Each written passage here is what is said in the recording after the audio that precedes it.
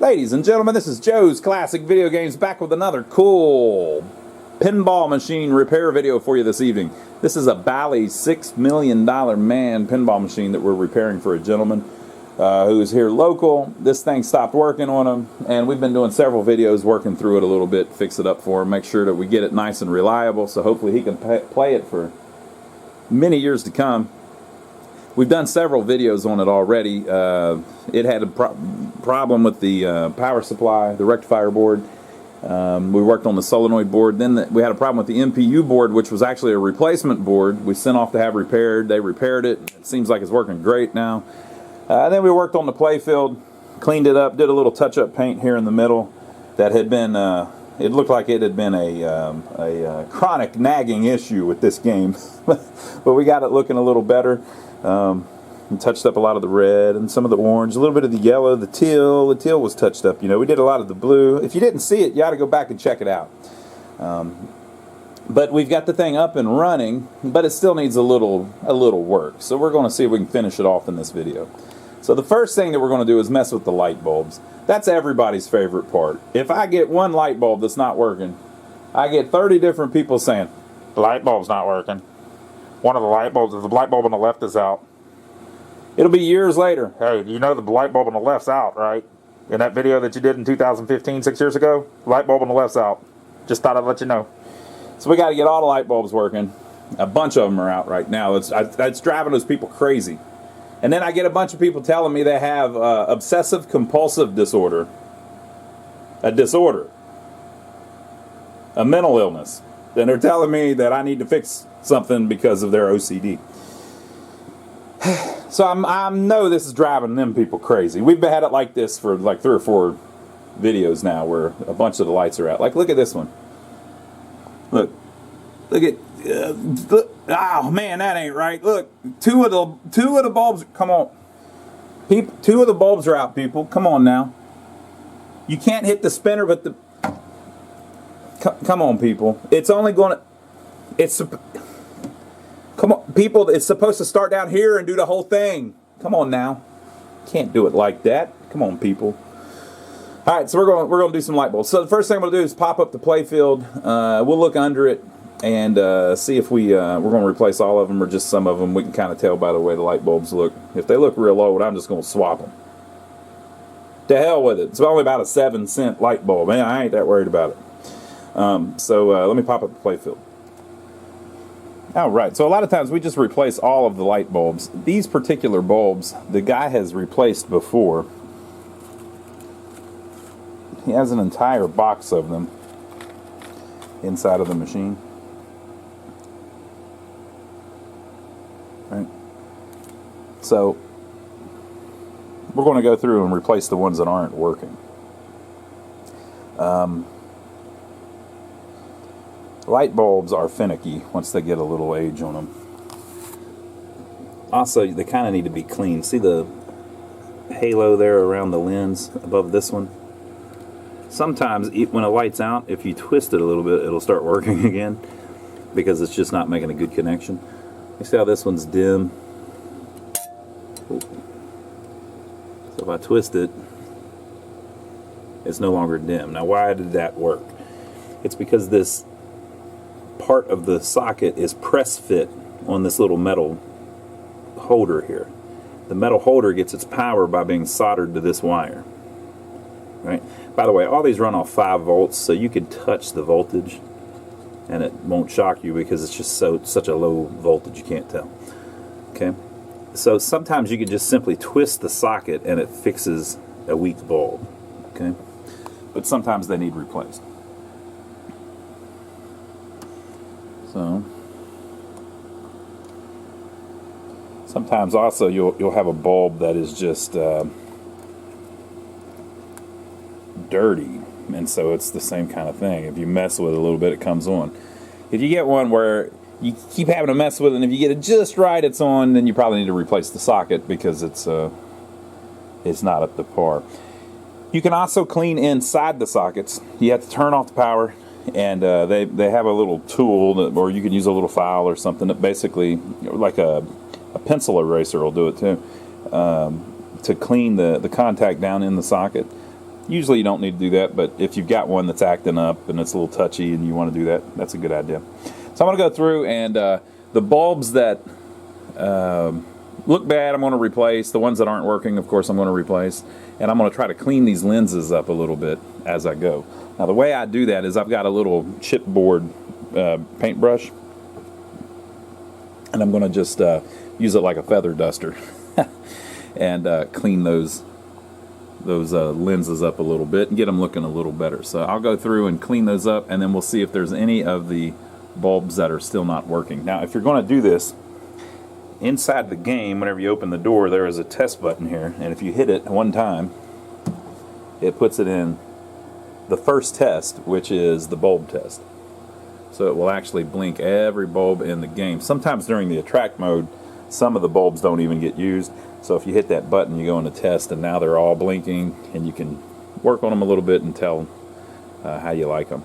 Now if you're going to be soldering on one or something, you need to turn the game off. You don't want to ever use a soldering iron on something that has electricity running through it. And you need to be really careful. Let me show you a good example of why you would need to be careful. Where is a part that's weird? Let me see if I can find one that looks problematic. Up here where you've got all of this going on. Okay. To get these bulbs out, you have to move the bracket. You have to bend it. Right? Now, if I bend this bracket, I'm going to connect, that metal is going to touch that wire, and you'll basically short out a couple of the lights. Bad idea. You don't want to do that. You'll blow up bulbs, might blow up transistors on the board and all of that. So you can do it with the lights on if you're very careful. Move this one out of the way first, and then now that it's out of the way, I can move this one out of the way, and now that it's out of the way, I can move this one out of the way. And it's like a little game of don't touch anything metal to anything else metal. But even worse is whenever you have, they don't really have any that are, they did a good job designing this one where they don't have a bunch of problems. But sometimes you'll have one where the bulb, if you bend it, can touch like a switch. So now you're putting voltage into the switch matrix if you do it while it's turned on. Or even worse, on some games you'll have one where if you bend the bulb or whatever, it will touch a solenoid. So now you're putting like 40 volts into the lamp or whatever, you know, or the solenoid will touch the switch. So if you're messing with a switch and it touches one of the solenoid coils, now you just shorted solenoid voltage into your switches. So to keep from doing that, it's a good idea to work on them actually with the power off. But the problem with that is you can't see if the freaking bulbs are working. So just be careful, folks, right? But be thinking of that. And take your time. Nobody's in a big rush. Be laid back like I am. Be southern with it, right? Take your time. Take it easy, people. You're supposed to enjoy this, even replacing light bulbs, right? So I just go through slow, and you make sure you don't short anything together if you're going to do it with the power on. So I'm going to swap a bunch of them, clean those the lenses, and then we still may have some that don't work. So if we do, I'll write them down, and we'll figure out if it's maybe the light board that's doing it. Okay, so I cleaned them all up, swapped the ones that were either not working or filthy. And I've got a few that aren't working, so I've got the second 0 up there. See it? The right one? Which corresponds with the second 0 down here, I believe. So I wrote them all down. So that top 0 is black and red. And then, nope, that's not the same. Well, I wrote them all down. Okay. So that one as well. And then this middle one over here. And then the 1000 one lit. And then the bottom of each spinner is actually the same light. So it looks like whenever you hit a spinner, both of them are going to spin. That's going to be fantastic. And then this shoot again one, it's out. And then the 4000, it's out. So I wrote down all the ones that were out, which means we've probably got a problem on the board. So I'm going to remove the lamp board. Oh, and if you see on this, the reason, might have a problem there, the reason that these are working is because this was the game that had 6 displays. So normally just those 4, and so the code turns those off, but I guess it doesn't turn those off. Must be the way they wired the extra 2 displays in. So this is our lamp board here. I'll pull that out and we'll look at it. A lot of times it's bad solder and things like that, but I wrote down the wire colors and the specific lamps that we want to look at. So here is the board. The main problem is usually bad solder joints, especially on the ends of the connectors. And so I looked in the schematics and I wrote down all of the transistors for the ones that are out, but I noticed that several of them wire up to the pins near the end of the connectors. So let's see if we can tell if there is any bad solder. Boy, that's a pleasant sound.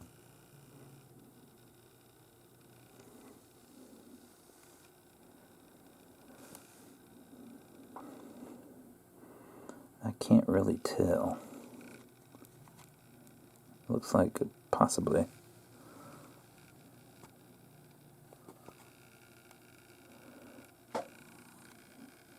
Yeah, that one's definitely broke loose.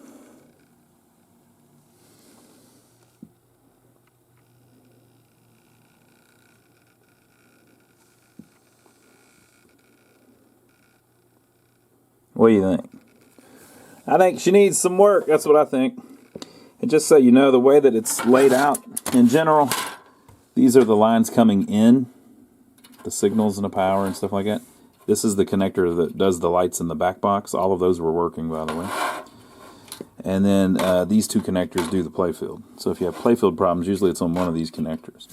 Okay, but it could be one of the transistors is bad too. You know. So what I'll do is I will reflow the solder on these. We had people ask us recently, do you remove all the old solder and then put new solder on? No, I do not remove all the old solder. I just put just a little tiny bit of new solder on each one. The reason I don't put a lot of new solder on each one is because it already has solder on it. So if you do that, it makes a couple pins connect together. I had someone ask me why I pronounce solder. Because that's how my mother pronounced it. My mom taught me how to speak. Are you insulting my mother?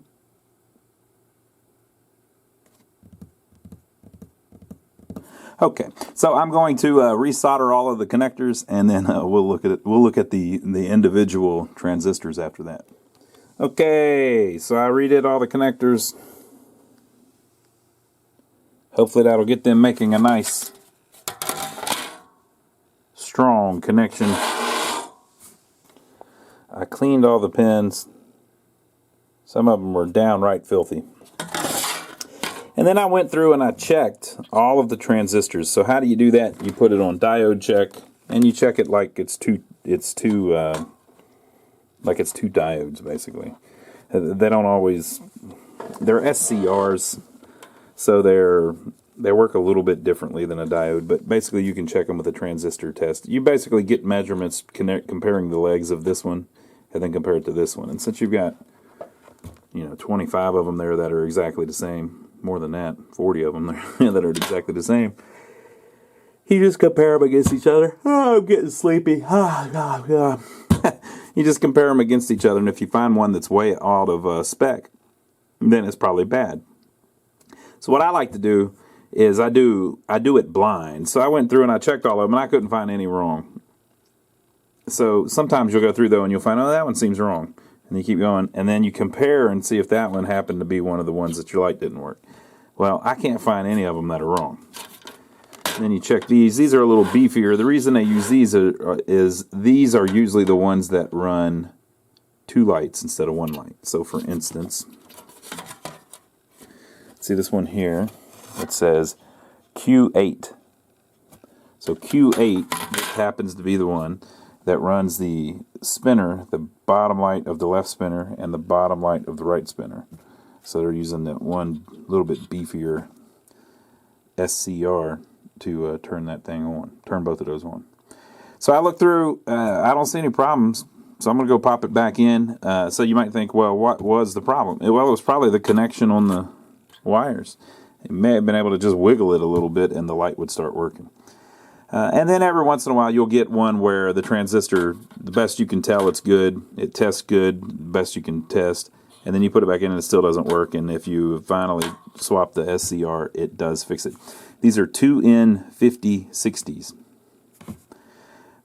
That's what they based all of their lamps off of on the Bally boards. Okay, so I'm going to go pop it back in and see if we got all of our lights back. Okay, so we got them all working. It was all bad connections. I think some of the ones that weren't working originally were probably bad bulbs, so there were some that started working after I replaced the bulbs. The ones in the back box are all working as well.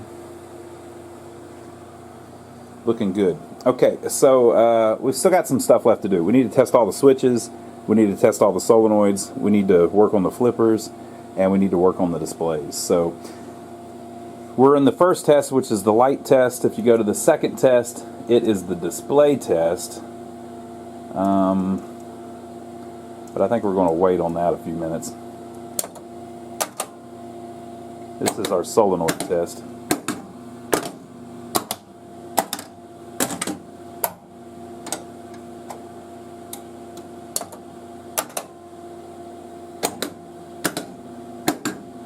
What is not solenoiding? Looks like they're all solenoiding. That and that. Yeah, we're good. The one in the...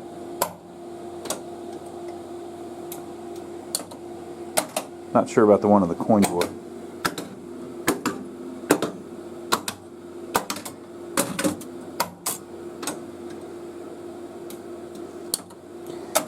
That one's not super important. I think it looks like it's been rigged up a little bit. So maybe they've disconnected it for a reason. But it looks like all of our solenoids are working.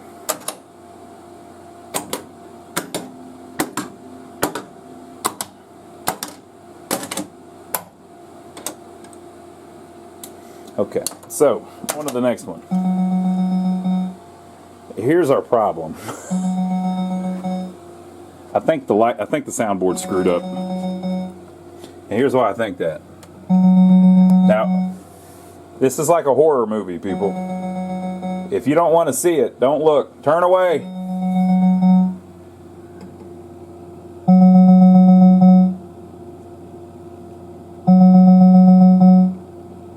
The prom has had the whole top of the case knocked off. So, and we're getting tones, we're getting bells instead of cool sci-fi sounds. With that said, it's a customer's machine, so I hate to change things on a customer's machine, but I kind of want to hear the space sounds, don't you? And it repeating over and over again, I'm not sure if that's supposed to happen. So here's what we do. There is a setting in here somewhere. See all around through here? There are settings up here. Sometimes it will tell you sound option, play tunes, set switch 8 to on, noise, set switch 32 to on. Okay, so we want 8 and 32 to be turned on. 8 is turned off. So tunes is melodies when it starts. And then 32 is also off. That is noise, as they call it. What they mean is, if you hit the target, it goes ding, like a chime. If you hit it now, it goes makes a noise. So let's see if we get something different. And it may play a little startup tune for us. Nope. Well, I don't like that. So I've got 8 and 32 on.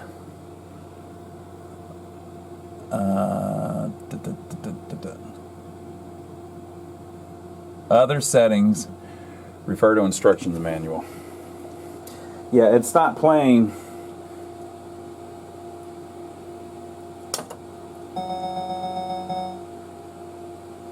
It's not playing the noise, it's just playing some crappy fake chimes. Okay, let's go into gameplay and see if it's playing something for everything or if we're missing stuff.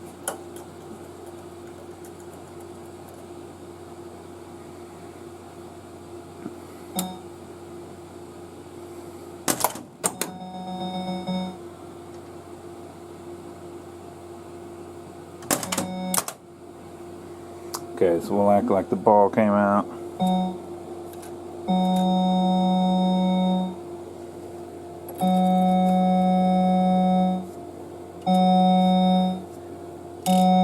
A lot of times people think they have a working machine, but it's not really working. Like, would you consider this sound working? It's making a sound, but it's the same sound for everything that you do. And that ain't right. So here's the problem. That prom, which looks like it may be the obvious problem, that I don't have any of those. I could order one. So I hate having to order stuff.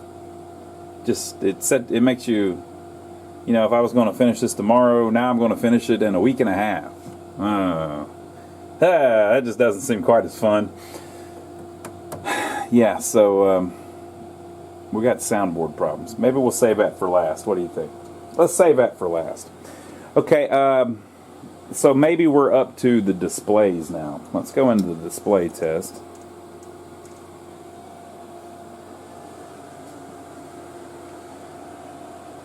There's a bunch of stuff going on, but let's take them one at a time, folks. What about this display? That one's fine.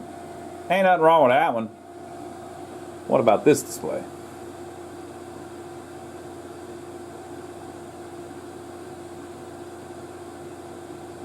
That one's fine. Nothing wrong with that one.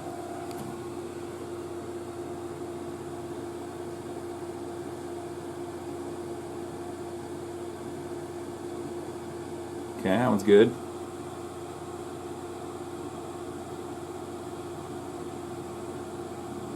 That one's good. This second one obviously has some issues. Digit 2 and 3 are missing. But the other ones are displaying the correct digits. Then the first one,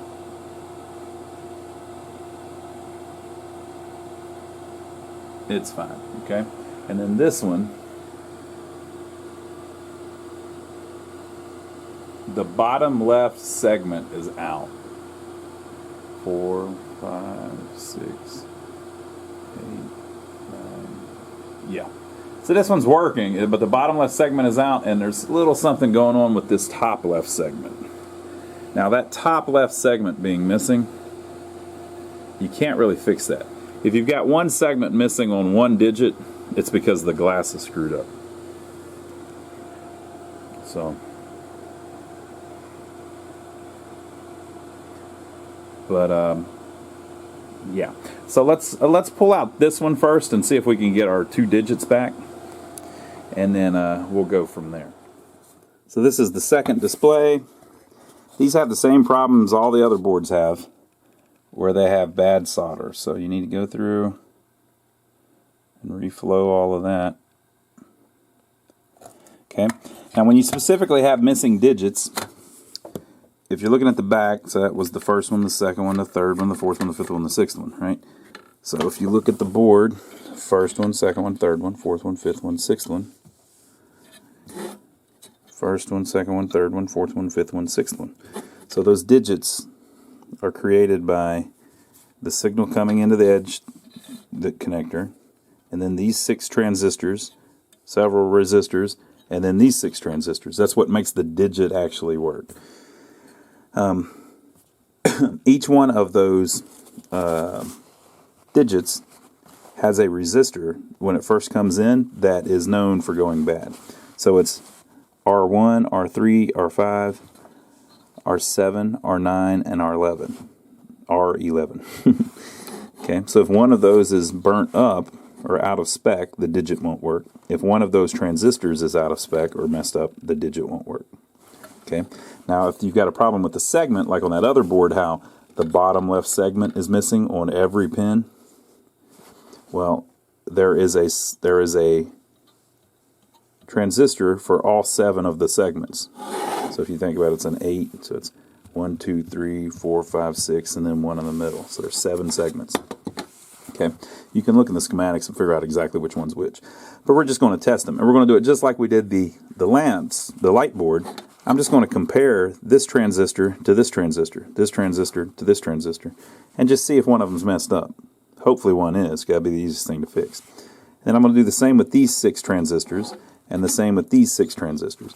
So these are all the same, those are all the same, and these are all the same. These are the same as either these or these as well. So there's only 2 types of transistors. But when they're making the segment, you've got 7 identical circuits here. So you don't really even need to know how they work. You just compare them to each other. Simple, easy. Makes it easy to work on. And then if you end up where one of the segments, it will not work for whatever reason. Sometimes it's the decoder chip here. But let me start testing through it. I'll see if I find anything bad, and then we'll fix it from there. We kind of have a clue, since we know it's the second and the third digit, that it may be this transistor or this transistor, this transistor or this transistor, because those are the ones that make those 2 digits work. But again, you can look in the schematics and track down every little thing too if you want. Okay, so we're going to test the transistors real quick. Once you do it several times, you can figure out all of this. But basically, this is a transistor right here. There's one of the pins, and then here's the other 2 pins. So I've got it on diode test, and I'm just comparing the 2 legs to each other. Or trying to. Okay. 0.57. 0.6. Then we'll move over to the next one and see if it's anything like that. 0.6. Close enough. 0.6. Very similar. 0.6. 0.6. Very similar. Oh, what is this? One of them is giving me a completely different reading. I have dirt all over my hands because I've been playing with the light bulbs. That one's bad. So that's why we're missing the 4th digit from the right. Okay.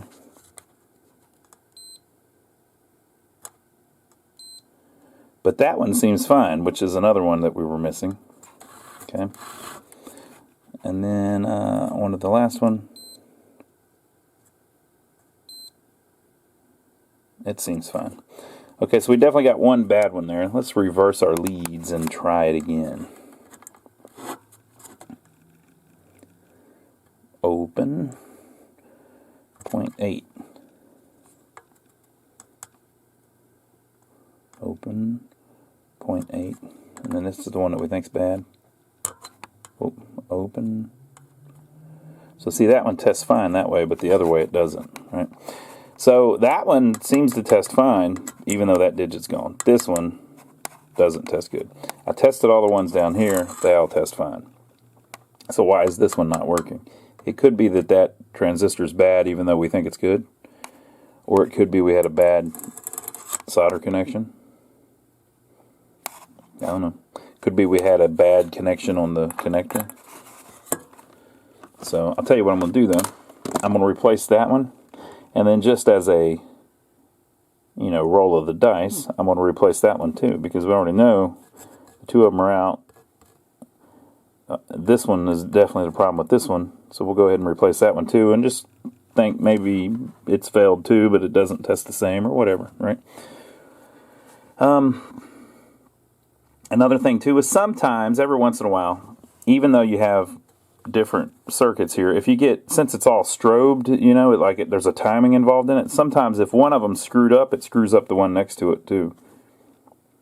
And so if you were to fix this one, that one would start working right.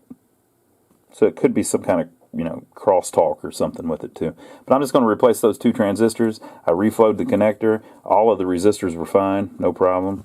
And this is not the one that had a segment problem, so I don't even need to test those. So I'm going to replace those 2 transistors, and we'll pop it back in and see if that fixed anything. It fixed it. Those were 2N5401s. So it had a couple bad 2N5401s, or we knew that one was bad, but just swapping the other one seems to have fixed it. So why did I pick that other one to swap? Just a lucky guess. The one next to it's bad, and that one that's the reason. So we don't know the reason for the one next to it, so try it. Okay, and that leaves us with this one. So there's a couple things going on here like we mentioned. If you look, see that flickering and this one missing? That's a problem in the glass. So we can't really fix that. If you don't know, these plasma displays, once the glass, once the vacuum is broken or they're leaking or whatever, there's nothing you can do. You have to put a new glass on them, and they don't really make them anymore with 6 digits. So you have to replace the whole thing with like an LED display or something, which we do sometimes. But if you look, it's counting, right? So look, 1, 2, 3, 4. If you look, the bottom left is missing whatever it needs to be there. 2, 5, 6, 8, and 0.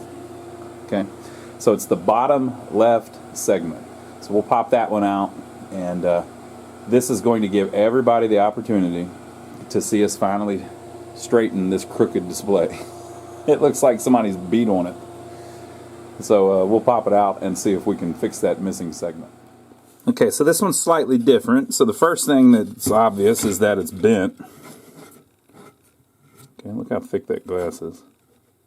So it's bent, and this holder is different than the other one.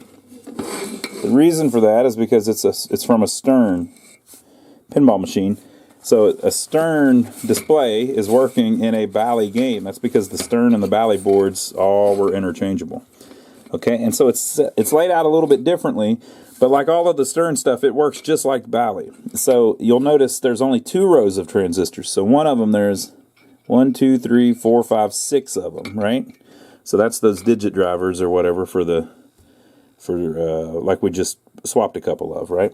And then all of these are in a row. Why is that? It's probably because they're all the same part number. Remember how I was saying 2 rows of them are the same part number? So they probably just laid it out a little differently.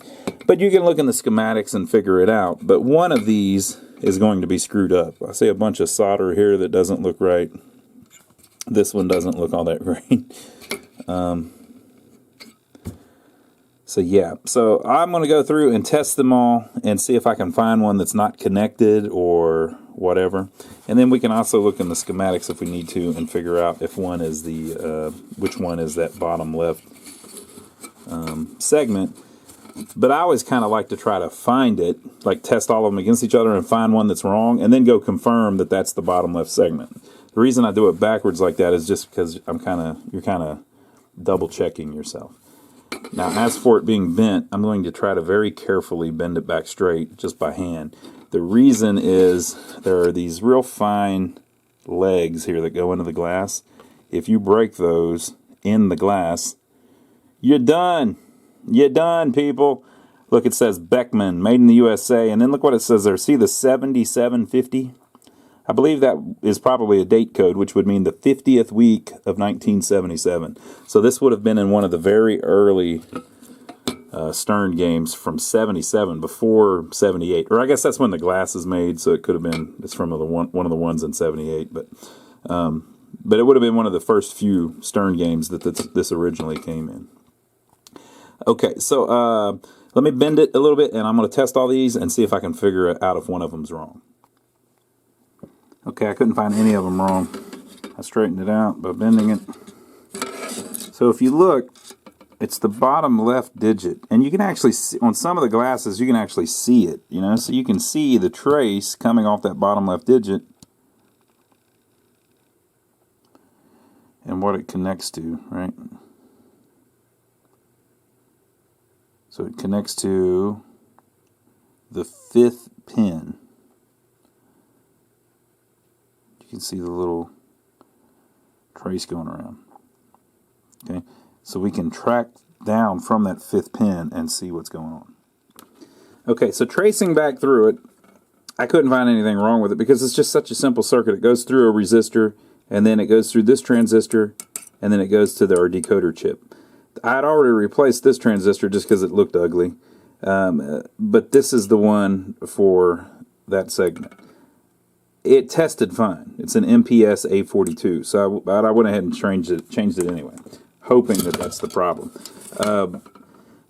Another thing too, we mentioned before whenever we were talking about that actual transistor on another video, MPS A42. Some of these are obsolete now. Like I think that one is. But obsolete doesn't mean that you can't get them.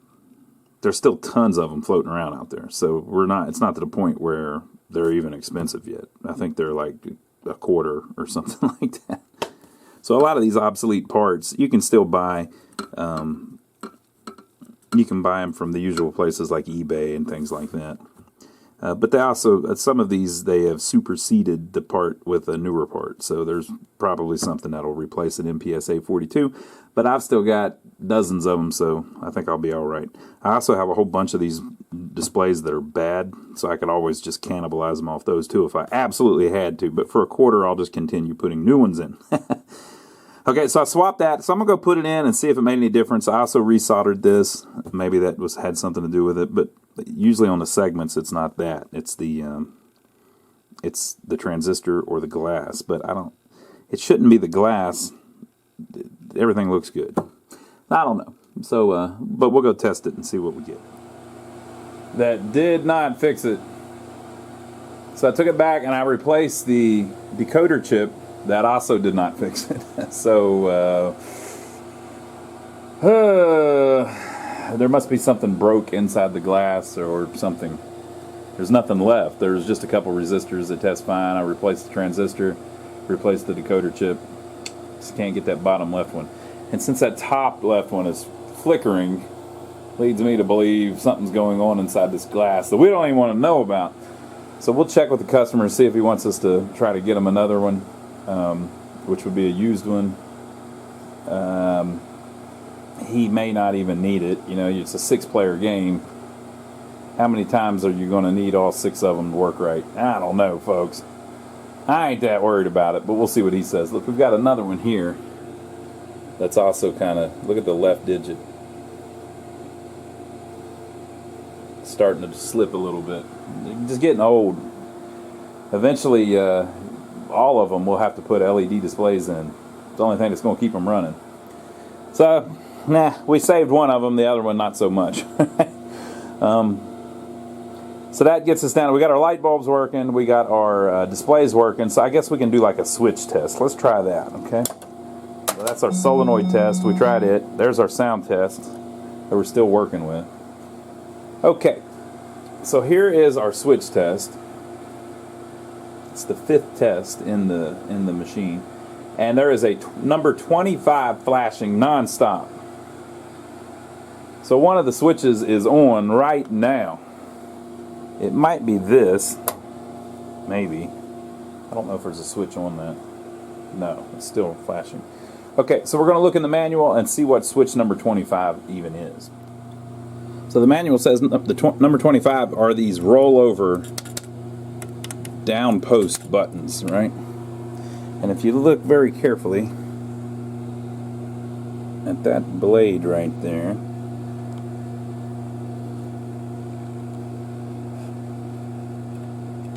it's stuck together. That ain't gonna work. So we need to move it apart a little bit, which I may be able to do by hand. Just barely. Give it a little bit of daylight there. It's too much daylight. Something like that. They make a little thing you can use it.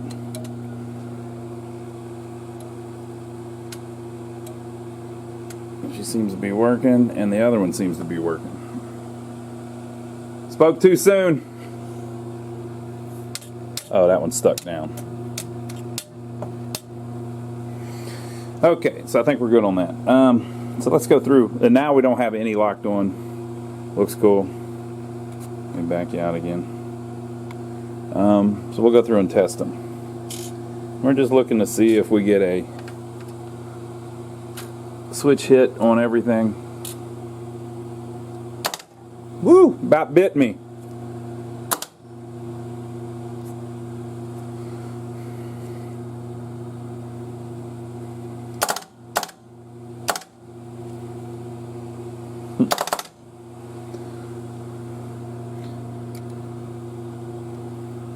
We're just checking to see if any of them aren't working.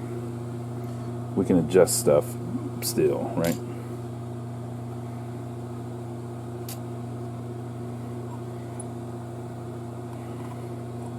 That's our spinner. That's good. That's good. Looking pretty good. Whoa!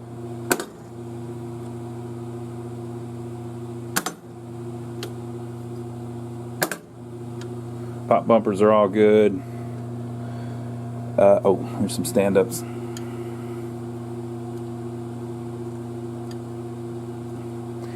Drop targets are a little tougher to test because when you drop them, look, they're not dropping very good. We gotta fix drop targets, people. When you drop them, they stay down, so the switch stays on. So then you drop another one, and you don't always get the number, but it seems to be doing it. Boy, they are not dropping good at all. Okay, so all of the drop targets are fine, but they need to be worked on. That wasn't right. Look at that crap. If you ever seen anything that's more pathetic than that? So we need to fix the drop targets. But with that said, all of the switches seem to be working. So we don't have a switch problem. We have a drop target problem though that we just found. So let's see if we can mess with those a little bit. Okay, so here's the bottom side of the drop target. So I'm going to hit one and you can watch what happens. See, that spring is supposed to pull the thing down. Now, we're fighting gravity here. You know, it's actually trying to pull it slightly up. But on a properly adjusted one, that shouldn't be any problem. Okay, so looking at it, it appears to me there's a couple things that can cause problems. So let's look at this top one. Okay, as it falls, it hits this switch. Let me brighten it up so you can see it better.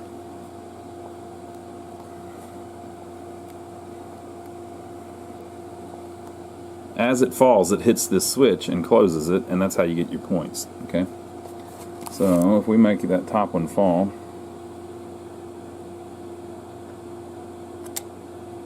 like as it goes by, it should push that out to make the switch, right? So sometimes if this is adjusted too tight, the drag on it makes it where the thing can't drop quite right. But that doesn't appear to be what's going on. What appears to be going on, watch when I move the switch out of the way. Look how it's just, it won't even come down even if it's not touching the switch. It looks to me like there's grease all over the freaking thing. Somebody has put WD freaking 40 on it. WD-40 is Satan's choice of lubrication, people. It's horrible. It's not lubricant. It don't work. It's bad. It's wrong. It's horrible. It doesn't even say that it lubricates. It's a cleaner. It cleans stuff. So if you spray WD-40 on something metal, it'll clean it. In my opinion, don't even use it for anything. There's a bunch of other stuff that's better. So I'm going to put a little bit of 3-in-1 oil on that pivot down there. And I think that's going to make it where the thing falls better. And then it looks like they've got it all over up here too. I'm actually just going to put some in there too to clean it up a little bit. 3-in-1 oil is an actual oil. It'll actually make stuff move. So I'm going to oil it a little bit and see if it'll get it going like the Tin Man. Okay, so I took the bracket off, I cleaned it up a little bit and put 3-in-1 oil on it. Now look at this. 3-in-1 oil. Now look who makes it. WD-40 makes 3-in-1 oil. 3-in-1 multi-purpose drip oil is a long-lasting lubricant with a spout that allows for precise and controlled application of oil without overspray. See, even WD-40 is telling you not to use WD-40. Look where they charged me $10 for the... Look at that. Look at that right there. Surely we didn't pay $10 for this. Joe, did we pay $10 for the 3-in-1 oil? Yeah, I guess. Man, that's a lot of money for some 3-in-1 oil. All right, so I'm gonna. It's still not moving. They're not dropping really fast, but I think it may be because we're fighting gravity. So I'm gonna turn it back this way, and then we'll try it again. All right. Perfect. All right. Okay, we're going to test the drop targets. Here we go. You want to use the actual ball, people. None of this finger crap. That one fell. That one fell. That one fell. That one bricked. That one fell. That one fell. All right, I think we're good. So next, we gotta swap out the flipper things. Let's do the flipper things. Okay, folks, so I was able to swap out the left flipper shoe without event, but the one that's broke really is the right one. So, if you look very carefully at the set screw that you need to take out,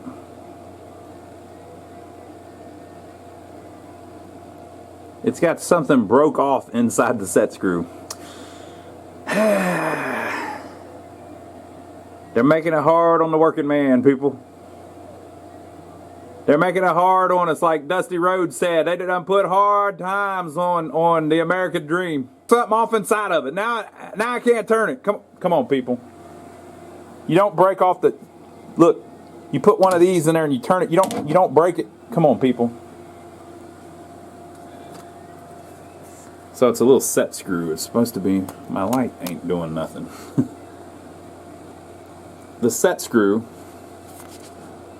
Let's go bright. We gotta go bright. Okay, so the set screw is hollow, of course, so you can put a Allen key in it.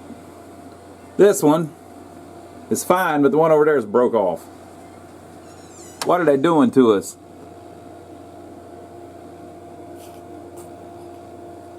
What have they done to us? Why are they making it hard on us? Why are they putting hard times on the American Dream, Dusty Rhodes? Okay, so I'm going to... when the playfield's like this, it's hard to like really torque on that crap. So I'm going to lay it all the way up, and then I'm going to climb on a freaking ladder so I can get up to it, and we're going to see if we can do anything about that. Okay, so we were able to do the flippers. I had to have Joe cut it off. The set screw with that stuck in that with that Allen key stuck in it. No matter what we did, we couldn't get it to do its thing. Look, Joe, it's bulb 6 and 7. We'll get on that. So we had to cut the shaft of the flipper off. So what that does is it destroys the flipper shoe or foot, whatever it's called. And then the flipper shoe was messed up too. You saw where it was all cracked. And then that also screws up the pawl because it has the screw stuck in it. So you can't use that again. And when you cut through it, you cut through the bushing. So we put a new bushing, a new pawl, a new flipper shaft, and he already had the new boot or shoe, whatever. So there you go. Tons of work. So we still have to work on that soundboard. We'll save that for the last video. So leave your comments below. Let us know what you think so far. Make sure to give us a thumbs up for taking the trouble to film it for you. I wonder if we can just reach in and twist those two light bulbs, Joe, so that they feel as if something happened here. It just doesn't work as good if you're not in test. We're gonna have to go into test. Look at them. Got two dead ones there. What do you think the problem is, Joe? It's broke. Have y'all seen the new It's Broke t-shirt? You can go on our website and see it, and on our Teespring account we have an It's Broke pinball machine. I mean an It's Broke t-shirt just in honor of Joe. Alright, so we got to mess with bulb 6. It's still flipping out. But I think the rest of them, everything's cool. What do you think, Joe? Looks good to me. We got that one display. Do you see what I was talking about? Yep. Can't fix it. It's the glass. We tried. Alright. Leave your comments below. Make sure to give us a thumbs up. On the next video, we'll mess with this soundboard, see if we can get that working. And make sure to check out my brother, Donnie. That's our channel here on YouTube. If you like watching us working on these pinball machines, you might like watching us work on old buildings with my brother, Donnie. So I'll see you on the next video. And that should be the last one, because hopefully we're down to one light bulb and the soundboard.